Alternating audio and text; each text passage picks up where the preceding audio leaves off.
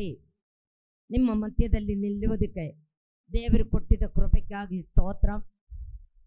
ನಾನಿವತ್ತು ನಿಮ್ಮೊಂದಿಗೆ ಮಾತಾಡಕ್ಕೆ ಇಷ್ಟಪಡೋ ವಿಷಯ ರಕ್ಷಣಾನಂದ. ರಕ್ಷಿಸಲ್ಪಡುವಾಗ ನಮಗೆ ಸಿಕ್ಕುವ ಆನಂದ ರಕ್ಷಣಾನಂದ. ಸ್ವರ್ಗದಲ್ಲಿ ನಮ್ಮ ಹೆಸರು ಬರೆಯುವಾಗ ನಮಗೂ ತುಂಬಾ ಆನಂದವಾಗುತ್ತೆ. ನಿನಗೆ ಗೊತ್ತಾ, ನಿನ್ನ ಹೆಸರು ಸ್ವರ್ಗದಲ್ಲಿ ಬರ್ದಿದ್ದು ಗೊತ್ತಾಗಬೇಕು. ನನ್ನ ಹೆಸರು ಸ್ವರ್ಗದಲ್ಲಿ ಬರ್ದಿದ್ದು, ಆವಾಗ ನಮಗೆ ಎಷ್ಟು ಸಂತೋಷವಾಗುತ್ತೆ ಅನ್ನೋ ಒಂದು ವಾಕ್ಯ ನೋಡೋಣ.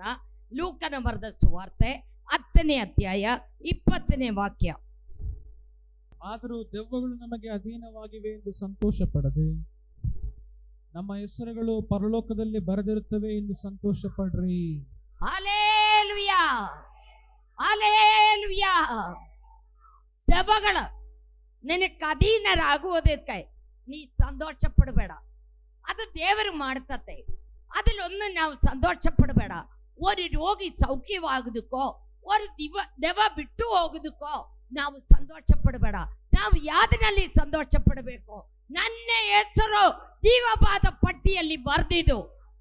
ಸುಮ್ಮನೆ ಬರೆಯೋದಿಲ್ಲ, ಯೇಸುವಿನ ಸ್ವಂತ ರಕ್ಷಕನಾಗಿ ಸ್ವೀಕಾರ ಮಾಡಬೇಕು. ಅವನ ಮಕ್ಕಳಾಗಬೇಕು. ಹೆಂಗೆ ಮಕ್ಕಳಾದ? ಯೇಸು ಕ್ರಿಸ್ತನನ್ನು ಸ್ವಂತ ರಕ್ಷಕನಾಗಿ ಸ್ವೀಕಾರ ಮಾಡಬೇಕು. ಆಮೇಲೆ ಯೇಸು ಕ್ರಿಸ್ತನಲ್ಲಿ ನಂಬಿಕೆ ಇಡಬೇಕು. ಆವಾಗ ನೀ ಯಾರಾಗುತ್ತೆ? ಮಕ್ಕಳಾಗುತ್ತೆ, ಮಕ್ಕಳಾಗುತ್ತೆ, ದೇವರ ಮಕ್ಕಳಾಗುತ್ತೆ, ಯೇಸು ಕ್ರಿಸ್ತನ ಮಕ್ಕಳಾಗುತ್ತೆ. ಆವಾಗ ಯೇಸು, ಅವಳು ನನ್ನ ಮಗನು, ಅವಳು ನನ್ನ ಮಗಳು. ಇನ್ಮೇಲೆ ನಿನ್ನ ಪಾಪಗಳೆಲ್ಲ ದೇವರ ಮುಂದೆ ಅರಿಕೆ ಮಾಡಿ, ದೇವರ ಈ ಲೋಕದಲ್ಲಿ ಬಂದಿದೆ, ನನ್ನ ಪಾಪವು ರೋಗವು ಶಾಪವು ನೀಗಿಸುವುದು ಕಾರಣ ಯೇಸು ಬಂದಿದೆ. ಆ ಯೇಸುವಿನ ಮೇಲೆ ನಾವು ಏನ್ ಮಾಡಬೇಕು? ನಂಬಿಕೆ ಇಡಬೇಕು. ನಂಬಿಕೆ ಇಡುವಾಗ ನಮಗೆ ಏನ್ ಸಿಗುತ್ತೆ? ರಕ್ಷಣೆ ಸಿಗುತ್ತೆ, ನಿತ್ಯ ಜೀವ ಸಿಗುತ್ತೆ, ನಿತ್ಯ ಜೀವ ಸಿಗುತ್ತೆ. ನಮಗೆ ಎಷ್ಟು ಸಂತೋಷವಾಗುತ್ತೇನೋ ಆ ಸಂತೋಷ ಹೇಳುವುದಕ್ಕೆ ಆಗೋದಿಲ್ಲ. ನಿನ್ನ ಹೆಸರು ಜೀವವಾದ ಪಟ್ಟಿಯಲ್ಲಿ ಇಲ್ಲಂಗಿಲ್ಲ, ನೀ ಎಲ್ಲಿ ಹೋಗುತ್ತೆ ಅಂತ ಗೊತ್ತಾ?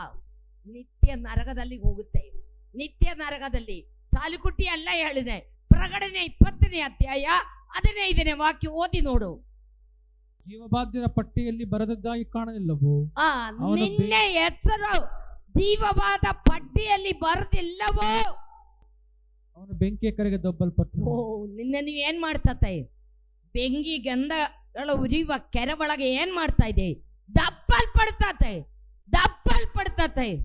ನಿನ್ನ ಹೆಸರು ಎಲ್ಲಿ ಇರಬೇಕು? ಜೀವವಾದ ಪಟ್ಟಿಯಲ್ಲಿ ಇರಬೇಕು. ಅದು ನೋಡೋ, ಮಾಯವಾಗಿ ಹೋಗಬಾರ್ದು. ಯೇಸು ಸ್ವಾಮಿ ಬರ್ನವರೆಗೂ ನಮ್ಮ ಹೆಸರು ಏನಾಗಬೇಕು? ಪ್ರಕಾಶಮಾನವಾಗಿ ಬರಬೇಕು. ಅದು ಮಾಯವಾಗಿ ದೇವರನ್ನೇ ಕಂಡುಕೊಂಡು ದೇವರ ಮಗಳಾಗಿ ಜೀವಿಸಿದಿ, ದೇವರ ಮಗನಾಗಿ ಜೀವಿಸಿದಂಗ ಆಮೇಲೆ ನೀ ಕೆಟ್ಟ ಕೆಲಸಗಳು ಮಾಡಿದಾಲ, ನೀ ಕೆಟ್ಟದು ಮಾಡಿದಾಲ, ನಿನ್ನ ಹೆಸರು ಅಳಿಸಿಬಿಡ್ತತೆ. ಅಯ್ಯೋ, ನಾನು ದಿನಾ ಚರ್ಚಿ ಹೋಗ್ತಾ ಇದ್ದಿದ್ದು, ವಾರ ನಾನು ಒಂದು ದಿನ ತಪ್ಪಿಸಿಲ್ಲ ಹೋಗ್ತಾ ಇದ್ದಿದ್ದು ಅಂತ ಹೇಳಿದ. ನನಗೆ ನಿನ್ನನ್ನು ಗೊತ್ತಿಲ್ಲ ಅಂತ ಹೇಳ್ತತೆ. ಲಾಸರನು ಧನವಾನು, ಲಾಸರ ಬಿಚ್ಚಗಾರನು, ಧನವಾನು, ಐಶ್ವರ್ಯವಂತರು. ಅವನು ಬಹಳ ಐಶ್ವರ್ಯವಿರುವವನು. ಅವನು ಧೂಮ್ರ ವಸ್ತ್ರವೆಲ್ಲ ಹಾಕಿ ಕುದುರೆ ಮೇಲೆ ಕುತ್ಕೊಂಡು ಕಟ್ಟ ಬರ್ದು ಅವನ ಏನ್ ಮಾಡ್ತಾ ಇದ್ದಿದ್ದು? ಅಲ್ಲಿ ಇಲ್ಲಿ ಓಡ್ತಾ ಇದ್ದಿದ್ದು. ಅವನ ಊಟ ಸಾಮಾನ, ಅವನ ಟೇಬಲ್ ತುಂಬಾ ಇರ್ತಾ ಇದ್ದಿದ್ದು. ಅಲ್ಲಿ ಏನೇನು ಒಂದು ಬೀಳಿನದು ನನಗೆ ಸಿಕ್ಕಿದೆ ಅಲ್ಲೇ. ಆ ಭಿಕ್ಷಗಾರನ ಯೋಜನೆ ಮಾಡಿದು. ಅವನ್ ಭಿಕ್ಷಗಾರನಾണെങ്കിലും ಅವನ್ ದೇವರನ್ನೇ ಕಂಡುಕೊಂಡಿದ್ದ ವ್ಯಕ್ತಿ ಯಾರ್ದು? ಅವನ್ ದೇವರನ್ನೇ ಸ್ತುತಿ ಮಾಡಿದ ವ್ಯಕ್ತಿ ಯಾರ್ದು? ಅದೊಂದು ಇಲ್ಲಿ ಹೇಳಿಲ್ಲ. ಅವನ್ ದೇವರ ಮಗನಾರ್ದು. ಅವನ್ ದೇವರ ಮಗನಾಗಿ ಅವನು ಒಂದು ದಿನ ಭಿಕ್ಷೆ ಎಲ್ಲ ಕೇಳ್ಕೊಂಡು ಬರದೆ, ಅವನ ಡಾಕ್ಟರ್ ಆರಾಣಂದು ನಿಮ್ಗೆ ಗೊತ್ತಿದಲ್ಲ, ನಾಯ ಹಣ ಅವನ ವೃಣವೆಲ್ಲ ನಾಲಿಗೆಯಿಂದ ಕ್ಲೀನ್ ಮಾಡಿ ಅವನಿಗೆ ಇದು ಮಾಡೋದು. ನೀವು ಯೋಜನೆ ಮಾಡು. പിന്നെ ನನಗೊಂದು ಸಂತೋಷವಿದೆ. ಯಾಕಂತ ಹೇಳಿದಾለ, ಆ ಧನವಾನ ಅವನ ಗೇಟ್ ಹತ್ರ ಬಿಟ್ಟಿದ್ದು. ಈ ಕಾಲ ಜನಗಳ ಗೇಟ್ ಹತ್ರ ನಾನು ಬಿಡೋದಿಲ್ಲ. ഒരു ഭിക്ഷക്കാരൻ വന്ന് ഞാൻ ഗേറ്റ് അത്ര ഇരുതിത. ನಾನೊಂದು 100 ರೂಪಾಯಿ 500 ರೂಪಾಯಿ ಕೊಟ್ಟಿಟ್ಟು ಹೇಳ್ತತೆ, ದಯವಿಟ್ಟು ಇಲ್ಲಿ ನಿದ್ದು ಹೋಗು, ಇಲ್ಲಿ ಇರಬೇಡ, ಯಾಕಂದ್ರೆ ಅವನ ಸತ್ತು ಬಿದ್ದಿದೆ, ನನ್ನ ತಲೆ ಮೇಲೆ ಬರ್ತತೆ. ಆ ಐಶ್ವರ್ಯವಂದನೆ ಏನೂ ಹೇಳಿಲ್ಲ. ಅವನ ಗೇಟ್ ಹತ್ರ ಅದೊಂದು ಉಪಕಾರ ಅವನು ಮಾಡಿದು. ಅವನ ಗೇಟ್ ಹತ್ರ ಕುಂದಿದ್ದು. ಅವನ್ ಸತ್ತು ಹೋಗುವಾಗ ಅವನ ಉತ್ತರ ಕ್ರಿಯೆಗಳು ಮಾಡಕ್ಕೆ ಯಾರೂ ಇಲ್ಲ. ಮುನ್ಸಿಪಾಲ್ಟಿಯವರು ಬಂದೆ ಅವನ ಎಣೆ ಹಿಡ್ಕೊಂಡು ಹೋಗಿ ಎಲ್ಲಿಯೋ ಮಣ್ಣು ಹಾಕಿದ್ದು. ಪ್ರಿಯ ಮಕ್ಕಳೇ, ಐಶ್ವರ್ಯವಂದನ್ ಸಾಯುವಾಗ ಅಯ್ಯೋ ಭಯಂಕರ, ಅದು ನೋಡಕ್ಕಾಗೋದಿಲ್ಲ, ಅಷ್ಟು ಉತ್ತರ ಕ್ರಿಯೆಗಳು ಮಾಡಿದು. ಬಾಂಡು ಮೇಳ ಪೈಗರ ಡ್ಯಾನ್ಸು, ಅಳುವಕ್ಕೆ ಜನ ಎಲ್ಲವಾಗಿ ಅವನ ಉತ್ತರ ಕ್ರಿಯೆಗಳು. ಅವನ ಎಲ್ಲಿ ಹೋಯ್ತು ಗೊತ್ತಾ? ಬೆಂಕಿ ಗಂಧಳು ಇರುವ ಕೆರೆ ಒಳಗೆ ಹೋಯ್ತು. ಈ ಬಿಚ್ಚಗಾರನಲ್ಲಿ ಹೋಯ್ತು ಗೊತ್ತಾ? ಓ ಅಬ್ರಹಾಂ ಪಿದಾವಿಂದ ಮಡಿ ಮೇಲೆ ಕುಂದಿರ್ತಾ ಇದೆ. ಅವನ ಲಾಸರ ಐಶ್ವರ್ಯವಂದನ್ ಮೇಲಕ್ಕೆ ನೋಡುವಾಗ ಆರೆ ನೋಡ್ತಾ ಇದೆ. ಅಯ್ಯೋ ಆ ಬಿಚ್ಚಗಾರ ಆ ಲಾಸರು ನೋಡು, ಅವನ ಹೆಸರು ನೋಡಿ, ಲಾಸರ ಐಶ್ವರ್ಯವಂದನ ಹೆಸರಿಲ್ಲ, ಅವನ ಹೆಸರಿಲ್ಲೇ. ಎಲ್ಲರಿಗೂ ಹೆಸರು ಇಡ್ತತೆ, ಅವನ ಹೆಸರಿಲ್ಲ. ಎಲ್ಲಿ ಇಲ್ಲ? ಜೀವಪಾದ ಪಟ್ಟಿಯಲ್ಲಿ ಅವನ ಹೆಸರಿಲ್ಲ. ಅದಕ್ಕೆ ಯಾರಿಗೂ ಅವನ ಹೆಸರು ಗೊತ್ತಿಲ್ಲ. ಲಾಸರ್ನ ಹೆಸರು ಜೀವಪಾದ ಪಟ್ಟಿಯಲ್ಲಿ ಇದೆ. ಅದಕ್ಕೆ ಅವನ್ ಎಲ್ಲಿ ಇರ್ತಾ ಇದೆ? ಅಬ್ರಹಾಂ ಪಿದಾವಿನ ಮಡಿ ಮೇಲೆ ಇರ್ತಾ ಇದೆ. ಪ್ರಿಯ ಮಕ್ಕಳೇ, ನಾನ್ ನಿಮ್ಗೆ ಕೈ ಜೋಡಿಸಿ ಹೇಳ್ತಾ ಇದೆ, ಯೇಸು ಸ್ವಾಮಿನೇ ಕಂಡುಕೊಂಡು ದೇವರ ಮಕ್ಕಳಾಗಿ ನೀ ಜೀವಿಸಿದ ನಿನ್ನ ಜೀವಿತದಲ್ಲಿ ನಿನಗೆ ಶಾಂತಿ, ಸಮಾಧಾನ, ನೆಮ್ಮದಿ, ಪಾಪದ ಬಿಡುಗಡೆ, ರೋಗದ ಬಿಡುಗಡೆ, ಸ್ವರ್ಗಕ್ಕೆ ಹೋಗೊಂದು ದಾರಿ, ನಿತ್ಯ ಜೀವ ಸಿಗುತ್ತೆ. ನಿನ್ನ ಇಷ್ಟ ಪ್ರಕಾರ ಸೀರಿಯಲ್ ಪಿಕ್ಚರ್ ನೋಡಿ ಮನಸ್ಸು ಬಂದಾಗ ಜೀವಿಸಿದ ನೀ ಬೆಂಕಿ ಗಂಧಳು ಇರುವ ಕೆರೆ ಒಳಗೆ ಹೋಗುತ್ತೆ, ಕೆರೆ ಒಳಗೆ ಹೋಗುತ್ತೆ. ನೀ ಅಲ್ಲಿ ಹೋಗಬೇಡ ಮಕ್ಕಳೇ, ಹೋಗಬೇಡ. ದಯವಿಟ್ಟು ಯೇಸುವಿನ ಸ್ವಂತ ರಕ್ಷಕರಾಗಿ ಸ್ವೀಕಾರ ಮಾಡುವಾಗ ಆ ಸಂತೋಷ ಹೇಳಕ್ಕಾಗೋದಿಲ್ಲ. ಆಮೇಲೆ ಇನ್ನೊಂದು ವಾಕ್ಯ ಓದು ಮಗ. ಅಪೊಸ್ತಲ ಪ್ರವೃತ್ತಿ 8ನೇ ಅಧ್ಯಾಯ 26 to 39 ಇದೆ.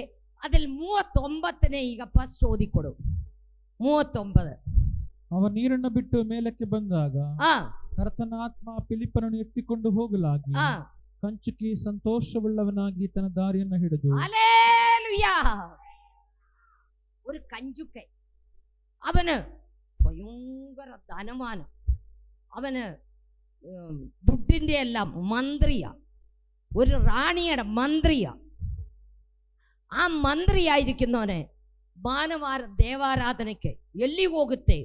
ഇസ്രായേലിൽ എത്യോപ്യ റാണിയുടെ ഖജാൻജിയാണ് ಯಾರೇ? ಈ ಕಂಜುಕೆ. ಅವನ ಬೇಕಾದಷ್ಟು ಆಸ್ತಿ, ಅಂದಸ್ಸು, ದುಡ್ಡು ಅವನಿಗೆಲ್ಲವಿದೆ. പക്ഷെ ಅವನಿಗೇನಿಲ್ಲ? ಸಂತೋಷವಿಲ್ಲ. ಅವನಿಗೆ ಸಂತೋಷವಿಲ್ಲ.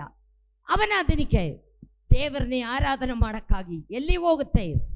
ಇಸ್ರಾಯೇಲ್ ರಾಜ್ಯದಲ್ಲಿ ಹೋಗುತ್ತೆ. ಇಲ್ಲಿ അതുപോലെ ಅನೇಕರು ಬಂದು ಕುಂದಿರ್ತಾ ಇದೆ. ವಚನ ಗೊತ್ತಿಲ್ಲ, ಯೇಸು ಯಾರನ್ನು പോലും ಗೊತ್ತಿಲ್ಲ. ಸುಮ್ಮನೆ ನನಗೆ ಒಳ್ಳೆಯದಾಗಬೇಕು, ನನ್ನ ಕಾಯಿಲೆ ವಾಸಿ ಆಗಬೇಕು, ನನ್ನ ಮಾಟ ಮಂದ್ರ ಬಿಟ್ಟು ಹೋಗಬೇಕು, ನನ್ನ ದೆವ್ವ ಬಿಟ್ಟು ಹೋಗಬೇಕು, ಅದಕ್ಕಾಗಿ ಬರ್ತಾ ಇದೆ. ಪ್ರಿಯ ಮಕ್ಕಳೇ, ಅದೆಲ್ಲ ದೇವರು ನಿಮಗೆ ಮಾಡಿಕೊಡ್ತತೆ. ನೀನು ಯೇಸುವಿನ ಸ್ವಂತ ರಕ್ಷಕನಾಗಿ ಸ್ವೀಕಾರ ಮಾಡಬೇಕು. ಯೇಸುವಿನ ಸ್ವಂತ ರಕ್ಷಕನಾಗಿ ಸ್ವೀಕಾರ ಮಾಡಿ ഞാൻ ജീവിച്ചില്ലെങ്കിൽ ആർക്കാಗಿ ಜೀವಿಸ್ತೀನಿ? ಯೇಸುವಿಗಾಗಿ ಜೀವಿಸಬೇಕು. ഞാൻ ಸತ್ತಿದಾಗ ಆರ್ಕಾಗಿ ಸಾಯಬೇಕು? ಯೇಸುವಿನಿಗಾಗಿ ಸಾಯಬೇಕು. ಆ ತೀರ್ಮಾನದೊಂದಿಗೆ ನೀ ಇಲ್ಲಿ ಬರಬೇಕು. ಬಂದಿದ್ದಾಲ್ ದೇವರು ನಿನ್ನ ಎಲ್ಲ ವಿಧದಲ್ಲಿ ಆಶೀರ್ವಾದ ಮಾಡ್ತದೆ.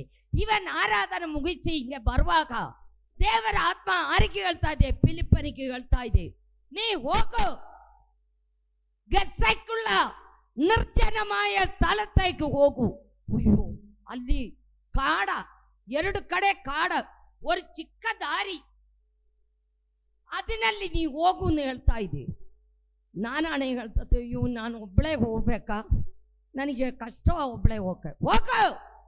ಅವನು ಏನು ಮರವಡಿ ಹೇಳಿಲ್ಲ, ಹೋಗು ಅಂತ ಹೇಳುವಾಗ ಅವನು ಓಡ್ತಾ ಇದೆ.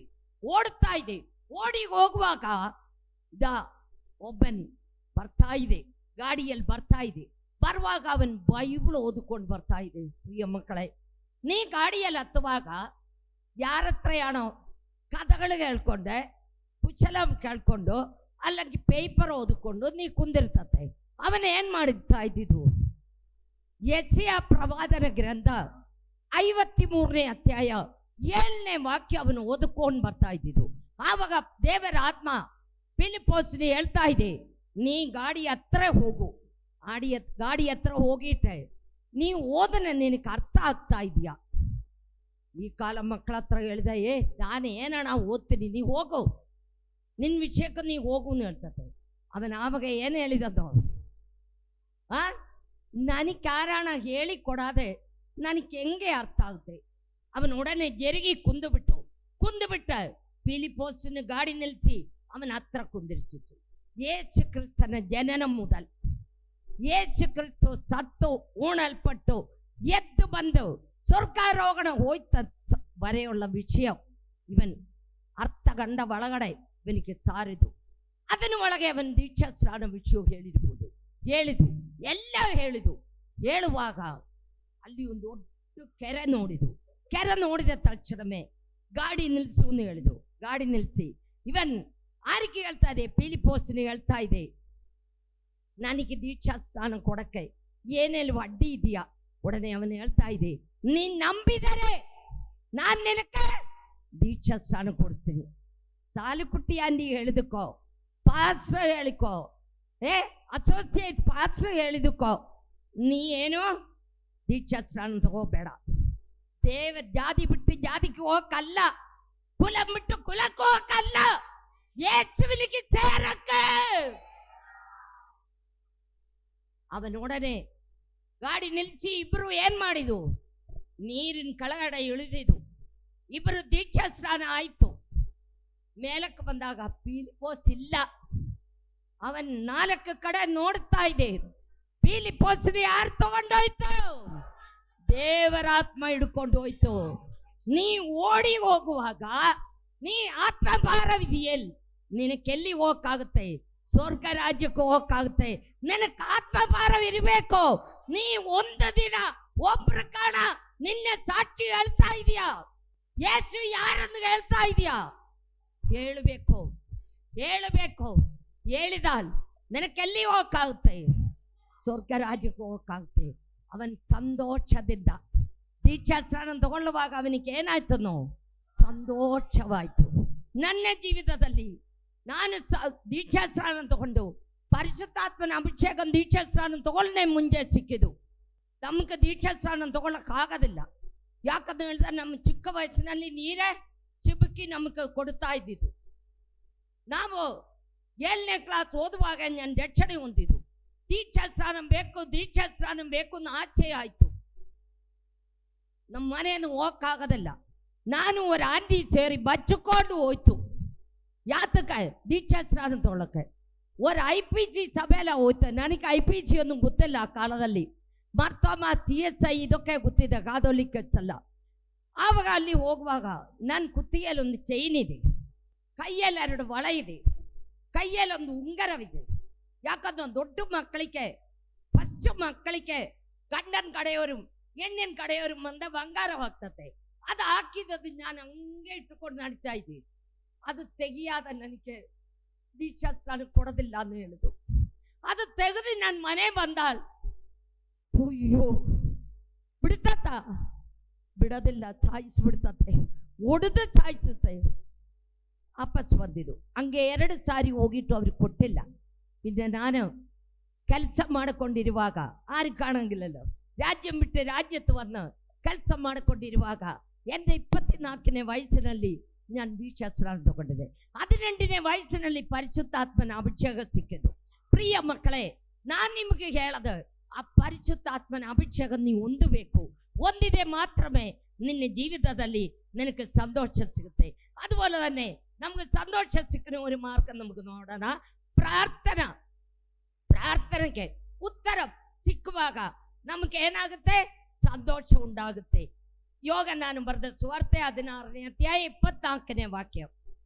ನೀವು ಇದುವರೆಗೂ ನನ್ನ ಹೆಸರಿನ ಮೇಲೆ ಯಾವುದೊಂದನ್ನು ಬೇಡಿಕೊಂಡಿಲ್ಲ, ಬೇಡಿಕೊಳ್ಳಿರಿ ನಿಮಗೆ ಸಿಕ್ಕುವುದು. ಮಕ್ಕಳೇ, ಆಗ ನಿಮ್ಮ ಆನಂದವು ಪರಿಪೂರ್ಣವಾಗುವುದು. ಹಲ್ಲೆಲೂಯಾ.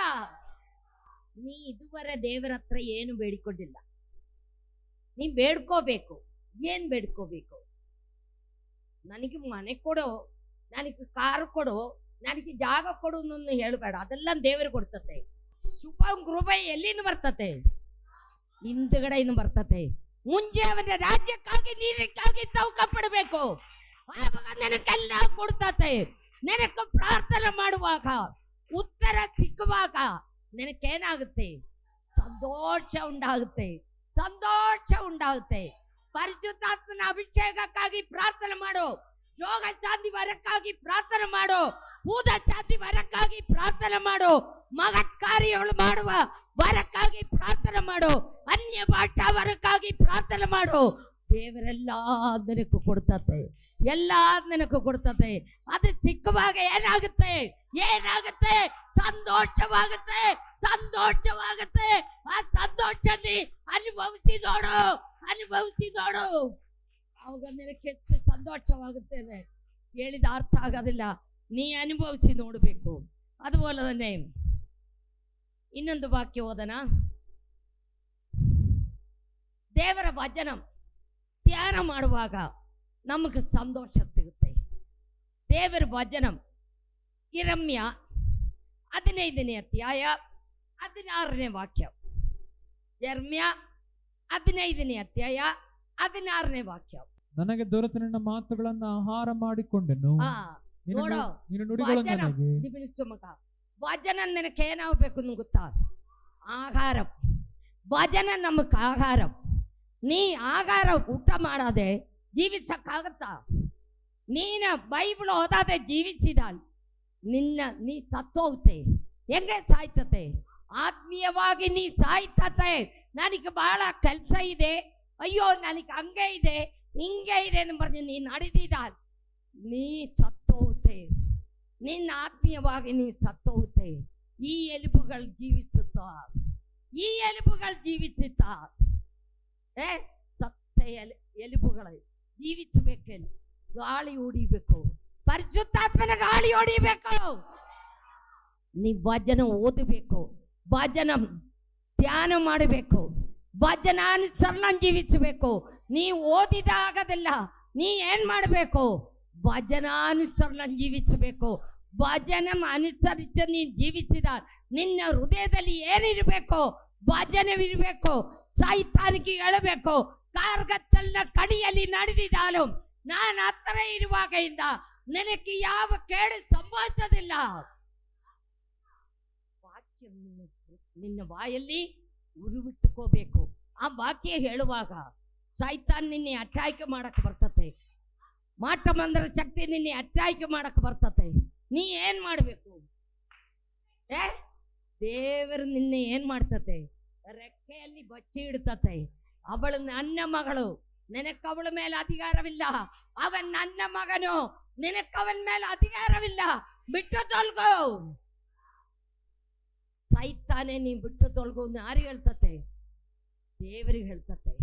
ವಾಕ್ಯ ನಿನ್ನ ಬಾಯಲ್ಲಿ ಇರಬೇಕು. ಅದು ನೀ ಏನ್ ಮಾಡ್ಬೇಕು? ಹುಡುಕಿ ಹುಡುಕಿ ಕೋಳಿ ಏನೆಲ್ಲ ಊಟ ಹಾಕಿದಾಲು. ಮೊದಲು ನನಗೆ ಕೋಳಿ ಇರ್ತಿದ್ದು, ಈಗ ಕೋಳಿ ಇಲ್ಲ. ಏನೆಲ್ಲ ಊಟ ಹಾಕಿದಾಲು ಆ ಕೋಳಿ ಹೋಗಿ ಮರ ಕೆಳಗೆ ಹಿಂಗೆ ಕೆದರ್ತತೆ. ಕೆದರಿ ಅದನ್ನ ಮಕ್ಕಳೆಲ್ಲ ಕಾದ್ನ ಬರುವಾಗ ಮಕ್ಕಳೆಲ್ಲ ಓಡಿ ಬರ್ತತೆ. ಓಡಿ ಬಂದದ ತಿಂತತೆ. ತಿನ್ನುವಾಗ ನಾನು ಯೋಧನೆ ಮಾಡ್ತತೆ, ಅಯ್ಯೋ ಇಲ್ಲಿ ಏನಿದೆ, ನಾನು ಎಷ್ಟು ಗೋಧಿ ಹಾಕಿ ಕೊಟ್ಟಿದ್ದು, ಎಷ್ಟು ರಾಗಿ ಹಾಕಿ ಕೊಟ್ಟಿದ್ದು, ಅದು ಬಿಟ್ಟು ಇಲ್ಲಿ ಬರ್ತದೆ. ಅವಳು ಮಕ್ಕಳೇ, ಆ ಕೋಳಿ ಕೆದರ್ನಂಗೆ ನೀ ಏನ್ ಮಾಡ್ಬೇಕು? ಏನ್ ಮಾಡ್ಬೇಕು? ಇದು ಕೆದರ್ಬೇಕು. ಇದರಲ್ಲಿ ನಿನ್ನ ಜನನ ಮೊದಲ್ ಮರಣಂವರೆಯುಳ್ಳ ಎಲ್ಲೋ ವಿಷಯಗಳು ಇದೆ. ನೀ ಕೆದರ್ಬೇಕು. ಕೆದರಿ ಕೆದರಿ ಓದಿ ನೀ ಅದು ಬಾಯ್ಪಾಠ ನಿನ್ನ ಹೃದಯದಲ್ಲಿ ಇಟ್ಟುಕೊಂಡು ಬಾಯಲ್ಲಿ ಉರಿಬಿಡಬೇಕು. ನಿನ್ನಲ್ಲಿ ವಾಕ್ಯವಿಲ್ಲ, ನಿನ್ನಲ್ಲಿ ಸೈತಾನ್ ಬರ್ತತೆ. ನಿನ್ನಲ್ಲಿ ವಾಕ್ಯವಿಲ್ಲ, ನಿನ್ನಲ್ಲಿ ಮಾಟ ಮಂದ್ರ ಶಕ್ತಿ ಬರ್ತತೆ. ಇದು ಬರಾದಿರ್ಬೇಕಲ್ಲಿ ನೀ ಯಾರಾಗಿರ್ಬೇಕು? ವಚನ ಓದುವವಳಾಗಿರ್ಬೇಕು. ವಚನ ಓದಬೇಕು. ದೇವರ ವಚನ ಧ್ಯಾನ ಮಾಡುವಾಗ ನಮಗೆಂದ ಸಂತೋಷ ಸಿಗುತ್ತೆ. ನಾವು ಧ್ಯಾನ ಮಾಡ್ಕೋಬೇಕು. ನೀನೀಗ ಒಂದು ಅಧ್ಯಾಯ ಓದಿ ಏನು ಅರ್ಥ ಆಗಿಲ್ಲ, ಇನ್ನೊಂದು ಸಾರಿ ಓದು. ಓದಕ್ಕೆ ಬರಲಿಯೋ ಇನ್ನೊಬ್ರ ಕೈಲಿ ಓದಿಸಿ ನೋಡು ನಾ ಹೇಳಿದಕ್ಕೆ. ಓದಿಸು. ಜನ ಓದುವವರೇ, ಕೇಳುವವರೇ, ಅವರು ಓದುತ್ತತೆ, ನೀ ಕೇಳಬೇಕು, ಅದರ ಪ್ರಕಾರ ನೀ ನಡೀಬೇಕು. ಆವಾಗ ದೇವರು ನಿನ್ನೆ ಎಲ್ಲಾ ವಿಧದಲ್ಲಿ ಆಶೀರ್ವಾದ ಮಾಡ್ತತೆ. ಪ್ರಿಯ ಮಕ್ಕಳೇ, ಯೆಶಾಯ 58ನೇ ಅಧ್ಯಾಯ 13-14 ವಾಕ್ಯ. ನೀವು ಸಬ್ಬತ್ ದಿನವನ್ನು ಅಗಮ್ಯವಾದ ತಿಳಿದು ಆ ನನ್ನ ಪರಿಶುದ್ಧ ದಿವಸದಲ್ಲಿ ಕಿವಿ ಇಟ್ಟು ಕೇಳ್ಕೊ. ಭಾನುವಾರ ಸಬ್ಬತ್ ದಿನ, ಭಾನುವಾರ ನೀ ಅದು ಅಲಕ್ಷ್ಯ ಮಾಡಬಾರ್ದು. ನನಗೆ ಮದುವೆಗೆ ಹೋಗ್ಬೇಕು, ನನಗೆ ಯಾರೋ ಸತ್ತೋಯ್ತು, ತಿಥಿ ಮಾಡಕ್ಕೆ ಹೋಗ್ಬೇಕು. ನೀ ಆರಾಧನೆ ಆದ್ಮೇಲೆ ನೀ ಯಾತ ಕಾಣ ಹೋಗು. ನೀ ಅದನ್ನು ಒಳಗಡೆ ಆರಾಧನೆ ನಮ್ದೆ 1 ವಾರ ಮುಗಿತತೆ, 10ವರೆಯಿಂದ 1 ವಾರ ಮುಗಿತತೆ. ನೀ ಎಲ್ಲಿ ಹಣ ಹೋಗು. ನಮಗೆ ಭಾನುವಾರ ಎಷ್ಟೋ ಕಾರ್ಡ್ಗಳು ಕೊಡ್ತಾ ಇದೆ, ಮದುವೆಗೂ ಮನೆ ಓಪಣಿಗೂ ಅದಕ್ಕೆ ಇದಕ್ಕೂ ಎಲ್ಲ ಕೊಡ್ತಾ ಇದೆ. ನಾವು ಹೋಗೋದಿಲ್ಲ. ಯಾಕಂದ್ರೆ ನನ್ನ ದೇವರು ನನಗೆ ಮುಖ್ಯ, ನನ್ನ ದೇವರು ನನಗೆ ಮುಖ್ಯ, ನನ್ನ ಆರಾಧನೆ ನನಗೆ ಮುಖ್ಯ. ಇದು ದೇವರದಿ ಆಲಯವ. ಈ ಆಲಯದಲ್ಲಿ ಯಾರು ವಾಸ ಮಾಡ್ತಾ ಇದೆ? ದೇವರು ವಾಸ ಮಾಡ್ತಾ ಇದೆ. ಕೈಯಲ್ಲಿ ಉಂಡು ಮಾಡದ ಗುಡಿಯಳೆಯಲ್ಲಿ ದೇವರು ವಾಸ ಮಾಡಂಗಿಲ್ಲ. ಈ ಚರ್ಚಿನಲ್ಲಿ ದೇವರಿಲ್ಲ. ಸಭೆ ಎಲ್ಲರೂ ಕೂಡ ಸೇರುವಾಗ ದೇವರು ಬರ್ತತೆ. ದೇವರು ಇಲ್ಲೇ ಇದೆ. ಎಲ್ಲಿ ಯೇಸು ಇಲ್ಲೇ ಇದೆ, ಇಲ್ಲೇ ಇದೆ, ಇಲ್ಲೇ ಇದೆ. ಆ ಯೇಸುವಿನ ನಾವು ಏನ್ ಮಾಡಬೇಕು? ಸ್ತುತಿ ಮಾಡಬೇಕು, ಆರಾಧನೆ ಮಾಡಬೇಕು. ಭಾನುವಾರ ನೀ ಏನ್ ಮಾಡಬಾರ್ದು? ಓದುವಾಗ ನೀವು ನಿತ್ಯದ ಕೆಲಸವನ್ನ ಮಾಡದೆ ನಿನ್ನ ನಿತ್ಯ ಕೆಲಸಗಳು, ನೀ ಅಡಿಕೆ ಸುಲಿಯಕ್ಕೆ ಹೋಗ್ಬೋದು, ನೀನೆ ಏನ್ ಕೆಲಸಕ್ಕೆ ಹೋಯ್ತಾಲು ನಿನ್ನ ನಿತ್ಯ ಕೆಲಸಗಳು ಬಿಟ್ಟು ಬಿಡಬೇಕು. ಭಾನುವಾರ ನಿತ್ಯ ಕೆಲಸ ಬಿಟ್ಟು ಬಿಡಬೇಕು. ನಿನ್ನ ತೋಟ ದೇವರು ನೋಡ್ತತೆ. ಓದು ಮಗ. ಸ್ವೇಚ್ಛೆಯಾಗಿ ನಡೆಯದೆ ಸ್ವೇಚ್ಛೆಯಾಗಿ ನಡಿಬೇಡ. ಸ್ವಕಾರ್ಯದಲ್ಲಿ ನಿನ್ನ ಇಷ್ಟ ಪ್ರಕಾರ ನೀ ನಡಿಬೇಡ. ಸ್ವಕಾರ್ಯದಲ್ಲಿ ನಿರತರಾಗದೆ, ಏನೋ ಸ್ವಕಾರ್ಯದಲ್ಲಿ ನಿರತರಾಗದೆ, ಹರಟೆ ಹರೆಯದೆ. ಹರಟೆ ಅಡಿಬೇಡ. ನೀ ಹರಟೆ ಅಡಿದು ನಡಿಬೇಡ. ನೀ ದೇವರನ್ನೇ ಸ್ತುತಿ ಮಾಡು, ದೇವರನ್ನೇ ಆರಾಧನೆ ಮಾಡು. ದೇವರನ್ನೇ ಆರಾಧನೆ ಮಾಡಕ್ಕಾಗಿ ಹಣ ಭಾನುವಾರ ಕೊಟ್ಟಿരിക്കുന്നത്. ಈ ಭಾನುವಾರ ಕೊಟ್ಟಿരിക്കുന്നത് ನೀ ಅದ വെറും ಈಸಿ ಆಯ್ತು ಬಿಟ್ಟು ಬಿಟ್ಟಿದ್ದಾள். ದೇವರು ನಿಂದ ಹೆಸರು ಎಲ್ಲಿ ಬರೆಯೋದಿಲ್ಲ, ಜೀವವಾದ ಪಟ್ಟಿಯಲ್ಲಿ ಬರೆಯೋದಿಲ್ಲ. ನಿನ್ನ ಜೀವಿತದಲ್ಲಿ ಯಾವ ಸಂತೋಷ ಸಿಗೋದಿಲ್ಲ. ಓದು ಮಗ. ಯೆಹೋವನ ಸಬ್ಬತ್ ಎಂಬ ಪರಿಶುದ್ಧ ದಿನವು, ಯೆಹೋವನ ಸಬ್ಬತ್ ದಿನ. ಸಬ್ಬತ್ ದಿನವನ್ನು ಬರಲಿ ಯಾವುದು? ಪರಿಶುದ್ಧ ಭಾನುವಾರ. ಭಾನುವಾರ ಸಬ್ಬತ್ ದಿನ ನೀ ಅಲಕ್ಷ್ಯ ಮಾಡಬಾರ್ದು. ಪರಿಶುದ್ಧ ದಿನವು ಉಲ್ಲಾಸಕರವೂ ಮಾನ್ಯವೂ ಆದದೆಂದು. ನಮಗೆ ಏನಾಗುತ್ತೆ? ಭಾನುವಾರ ಏನಾಗುತ್ತೆ? ಉಲ್ಲಾಸವಾಗಿದೆ. ಹರ್ಷಧ್ವನಿಯೊಡನೆ ದೇವರನ್ನೇ ಸ್ತುತಿ ಮಾಡಬೇಕು, ಉಲ್ಲಾಸ ಮಾಡಬೇಕು.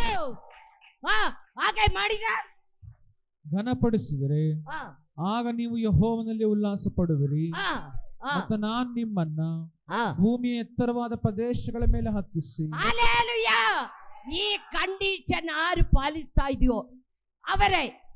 ನನಗೆ ವಾಕ್ಯ ಒಂದು 15-16 ವರ್ಷ ಮುಂಚೆ ದೇವರು ನನಗೆ ರಾತ್ರಿಯಲ್ಲಿ ಕೊಟ್ಟಿದ್ದು, ಕನಸಿನಲ್ಲಿ. ಈ ವಾಕ್ಯ ಹುಡುಕಿ ನಾನು ಹಿಡಿದಿದ್ದು. ನನಗೆ 14ನೇ ವಾಕ್ಯ ಹೇಳಿದ ನೋಡು.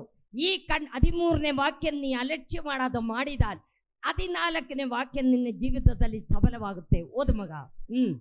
ನಾನು ನಿಮ್ಮನ್ನ ಭೂಮಿ ಎತ್ತರವಾದ ಪ್ರದೇಶಗಳ ಮೇಲೆ ಹತ್ತಿಸಿ. ಹಲ್ಲೆಲೂಯಾ. ನೋಡು, ಇದರಲ್ಲಿ ಕನ್ನಡ ಇಲ್ಲದೆ ಮಲಯಾಳದಲ್ಲಿ ಭೂಮಿ ಮೇಲೆ ಹೋಗುന്ന ವಾಹನത്തെ ನಿನ್ನೆ ನಾನು ಹತ್ತಿಸಿ ಪಿತೃವಾದ ಯಾಕೋಬನ ಸ್ವಾಸ್ಥ್ಯವನ್ನ ನೀವು ಅನುಭವಿಸುವಂತೆ ಮಾಡುವೆನು. ನೀನು ಅನುಭವಿಸುವಂತೆ ಮಾಡುವೆನು. ಯೆಹೋವನೇ ಯಾರು ಹೇಳ್ತಾ ಇದೆ? ಸೇನಾಧೀಶ್ವರನಾಯ ಯೆಹೋವನ ನುಡಿಯಾಣೆ, ಯೇಸು ಕ್ರಿಸ್ತನಾണ് ಇದು ಹೇಳುತ್ತದೆ. ನೀ ಅನುಭವಿಸಿ ನೋಡು.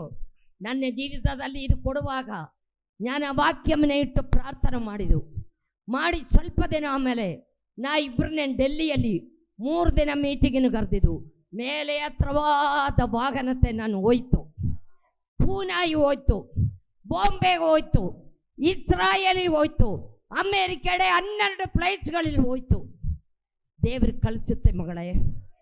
தேவர் ಏನು ಹೇಳಿರ್ಕನೆ, അവനെ ശക്തി ലഭിച്ചു കഴിയുമ്പോൾ യെരുശലേമിൽ, യഹൂദിയയിൽ, ശമരിയയിലും ഭൂമിയുടെ കട്ടക്കടവരയ്ക്ക് ಹೋಗಿ ನನ್ನ ಸಾಕ್ಷಿಯಾಗಿರಿ, ನನ್ನ ಸಾಕ್ಷಿಯಾಗಿರಿ. ನನ್ನ ದೇವರು ಯಾರು ಮಕ್ಕಳೇ? ಜೀವಿಸುವ ದೇವರು. ನಮ್ಮ ದೇವರು ಯಾರು? ರಾಜಾದಿರಾಜರು. ನಮ್ಮ ದೇವರು ಯಾರು? ಪ್ರಭುಕನ್ಮಾರಲೇಕಂ വലിയ ಪ್ರಭು. ನೀ ಸಂತೋಷ ಪಡಬೇಕು. ಸಂತೋಷ ನಿನ್ನ ಜೀವಿತದಲ್ಲಿ ಬರಬೇಕು. ಯೇಸು ನಿನ್ನ ಹೃದಯದಲ್ಲಿ ಬರಬೇಕು. ಆ ಯೇಸು ನಿನ್ನ ಹೃದಯದಲ್ಲಿ ಬರುವಾಗ ನಿನಗೆ ಸುಮ್ಮನೆ ಕುತ್ಕೊಳ್ಳೋಕ್ಕಾಗೋದಿಲ್ಲ. ಸುಮ್ಮನೆ ಕುತ್ಕೊಳ್ಳೋಕ್ಕಾಗೋದಿಲ್ಲ. ನೀ ಏನು ಮಾಡ್ತತೆ? ಏನು ಮಾಡ್ತತೆ? ಸೇವೆ ಮಾಡ್ತತೆ. ಸೇವೆ ಮಾಡ್ತತೆ. ನಿನ್ನ ಅನುಭವಿಸಿ ನೀವು ಬೇರೆಯವರಿಗೆ ಹೇಳ್ತತೆ. ನಿನ್ನಕ್ಕೆ ಸುಮ್ಮನೆ ಇರಿಯಕ್ಕಾಗೋದಿಲ್ಲ. ಸುಮ್ಮನೆ ಇರಿಯಕ್ಕ ಪಡವರಿಕೆ ಶುಭ ವರ್ತಮಾನವನ್ನು ಸಾರುವುದಕ್ಕೂ, ಸೆರೆಯಲ್ಲಿ ಇರುವವರೇ ಬಿಡಿಸುವುದಕ್ಕೂ, ಕುರುಡರಿಗೆ ಕಣ್ಣು ಕೊಡುವುದಕ್ಕೂ ದೇವರು ನನ್ನನ್ನು ಆರಿಸಿಕೊಂಡಿದೆ. ಪ್ರಿಯ ಮಕ್ಕಳೇ, ನಮ್ಮ ದೇವರು ಜೀವಿಸುವ ದೇವರು. ಆ ದೇವರನ್ನ ನೀ ಏನು ಮಾಡಬೇಕು? ನಿನಗೆ ಮಾಟ ಮಂತ್ರ ಇರ್ಬೋದು, ದೇವಪೀಡೆ ಇರ್ಬೋದು, ದಿನಕ್ಕೆ ಏನು ಕಷ್ಟ ಕಾಯಿಲಿದೆಯೋ ನೀ ದೇವರ ಸನ್ನಿಧಿಯಲ್ಲಿ ಬೇಡಿಕೊಳ್ಳ್ರಿ, ನಿಮ್ಗೆ ದೊರೆಯದು. ಹುಡುಕಿರಿ, ನಿಮಗೆ ಸಿಕ್ಕೋದು. ತಟ್ಟಿರಿ, ನಿಮ್ಗೆ ತೆಗೆದನ್ನು ಹೇಳಿದ ದೇವರಾಳು ನಮ್ಮ ದೇವರು. ನಿನ್ನ ಅರಿಕೆ ನೀ ಒಂದು ವಾರ ಹೋದ ಭಾನುವಾರದಿಂದ ಈ ಭಾನುವಾರ ಬರ ನೀ ಏನು ತಪ್ಪು ಮಾಡಿದೋ ಅದು ದೇವರಿಗೆ ಬೇಡಿಕೋ. ದೇವರೇ, ನನ್ನಲ್ಲಿ ಇಂದ ತಪ್ಪು ಬಂದಿದ್ದು ಕ್ಷಮಿಸು, ನಿನ್ನ ಮಗಳಾಗಿ ಉಪಯೋಗಿಸು, ನನ್ನ ಹೆಸರು ಜೀವವಾದ ಪಟ್ಟಿಯಲ್ಲಿ ಬರೀಬೇಕು. ಅದೇ ನನ್ನ ಸಂತೋಷಂ. ನೀವು ಎಲ್ಲರೂ ಪ್ರಾರ್ಥನೆ ಮಾಡು. ಹಾಲೆಲೂಯಾ, ಸ್ತೋತ್ರ ತಾವೇ. ಪ್ರೀತಿಯುಳ್ಳ ಸ್ವರ್ಗೀಯ ತಂದೆಯೇ, ಅಪ್ಪ, ನೀ ನಮ್ಮ ಪ್ರತಿಯೊಬ್ಬರನ್ನೇ ಆಶೀರ್ವದಿಸಪ್ಪ. ಅಪ್ಪ, ನೀ ಕೈ ಬಿಡಬೇಡಪ್ಪ. ನೀ ನಮ್ಮ ಮಧ್ಯದಲ್ಲಿ ಬಂದಿದ್ದಕ್ಕಾಗಿ ಸ್ತೋತ್ರ. ಪರಿಶುದ್ಧಾತ್ಮನೆ ഇപ്പോൾ തന്നെ ಮುಟ್ಟೋ, ಈ ನಿಮಿಷಮೇ ಮುಟ್ಟೋ, ಸಂಪೂರ್ಣ ಬಿಡುಗಡೆ ಕೊಡು ಅಪ್ಪ. ಏದೆಲ್ಲ ವಿಧದಲ್ಲಿ, ಕಷ್ಟದಲ್ಲಿ, ಕಾಯಿಲೆಯಲ್ಲಿ, ರೋಗದಲ್ಲಿ, ದುಃಖದಲ್ಲಿ, ಸಮಸ್ಯೆಯಲ್ಲಿ ಯಾರು ಬಂದಿದೋ ಅವರೇ ಈ ನಿಮಿಷವೇ ಪರಿಶುದ್ಧಾತ್ಮನೆ ಮುಟ್ಟೋ ಅಪ್ಪ. ನಮ್ಮ ಜೀವಿತದಲ್ಲಿ ಅಪ್ಪ ನಾವು ಪ್ರಾರ್ಥನೆ ಮಾಡುವಾಗ, ಅಪ್ಪ ಬೈಬಲ್ ಓದುವಾಗ, ಬೈಬಲ್ ಧ್ಯಾನ ಮಾಡುವಾಗ ನಮಗೆ ಬಹಳ ಸಂತೋಷವಾಗುತ್ತೆಪ್ಪ. ನಿನ್ನ ಸೇವೆ ಮಾಡುವಾಗ ನಮಗೆ ಬಹಳ ಸಂತೋಷವಾಗುತ್ತೆಪ್ಪ. ಆ ಫಿಲಿಪ್ಪೋಸ್ ಓಡಿ ಹೋಗಿ ಅವನ ಆರಿ ಹೋಯ್ತಲ್ಲಪ್ಪ, ನಾವು ಆರಿ ಬರುವುದಕ್ಕೆ ನೀ ಸಹಾಯ ಮಾಡಪ್ಪ. ಯೇಸುವೇ, ನೀ ಸಹಾಯ ಮಾಡಪ್ಪ. ಎಲ್ಲ ಮಕ್ಕಳೇ ನೀ ಆಶೀರ್ವದಿಸಪ್ಪ. ನಮ್ಮ ಸಭೆ ನೀ ಆಶೀರ್ವದಿಸಪ್ಪ. ನಾನು ನನ್ನ ಸಭೆ ಕಟ್ತೀನಿ. ಪಾತಾಳ ಗೋಪುರಗಳು ಅದನ್ನು ಜಯಿಸೋದಿಲ್ಲ, ಅದು ಹೇಳಿರಿക്കുന്നಲ್ಲಪ್ಪ. ಪಾತಾಳ ಗೋಪುರಗಳು ಜಯಿಸೋದಕ್ಕೆ ನೀನು ಬಿಡಬೇಡಪ್ಪ. ಎಲ್ಲರೂ ನಿನ್ನ ಸನ್ನಿಧಿಯಲ್ಲಿ ಬಂದೆ ಅಡ್ಡ ಬಿದ್ದು ಆರಾಧನೆ ಮಾಡುವುದಕ್ಕೆ ನೀ ಸಹಾಯ ಮಾಡಪ್ಪ. ಯೇಸುವೇ, ನೀ ಕೈ ಬಿಡಬೇಡಪ್ಪ. ಆ ದಿವಸ ನೀ ಜೊತೆಯಲ್ಲಿ ಇರಬೇಕಪ್ಪ. ಎಲ್ಲ ಪಾಸ್ಟರ್ಮಾರೆ, ಎಲ್ಲ ಅಯ್ಯಗಾರಮಾರೆ, ಎಲ್ಲ ಕರ್ತಾವೆ ಇವಾಂಜಲಿಸ್ಟ್ಗಳೇ ನೀ ಆಶೀರ್ವದಿಸಪ್ಪ. ನಿನ್ನ ಸುವಿಶೇಷ ಎಲ್ಲ ರಾಜ್ಯಗಳನ್ನು ಹತ್ತೋದಕ್ಕೆ ನೀ ಸಹಾಯ ಮಾಡಪ್ಪ. ದೇವರೇ ಅಪ್ಪ, ನೀ ಕೈ ಬಿಡಬೇಡಪ್ಪ. ವಾಕ್ಯಾನುಸಾರವಾಗಿ ಎಲ್ಲರನ್ನು ಜೀವಿಸೋದಕ್ಕೆ ಅಪ್ಪ, ಈ ವಾಕ್ಯ ಕೇಳಿದ ಎಲ್ಲರೂ ಕರ್ತಾವೆ ಅಪ್ಪ ಮಾನಸಾಂತರ ಹೊಂದೋದಕ್ಕೂ, ಯೇಸುವಿನೇ ಸ್ವಂತ ರಕ್ಷಕರಾಗಿ ಸ್ವೀಕಾರ ಮಾಡುವುದಕ್ಕೂ ಅಪ್ಪ ನೀ ಸಹಾಯ ಮಾಡಪ್ಪ. ಕೈ ಬಿಡಬೇಡಪ್ಪ. ಆ ದಿವಸ ನೀ ಜೊತೆಯಲ್ಲಿ ಇರಬೇಕಪ್ಪ. ಯೇಸು ಕ್ರಿಸ್ತನ ಹೆಸರಿನಲ್ಲಿ ಬೇಡಿಕೊಳ್ತಾ ಇದೆ ತಂದೆಯೇ, ಆಮೇನ್.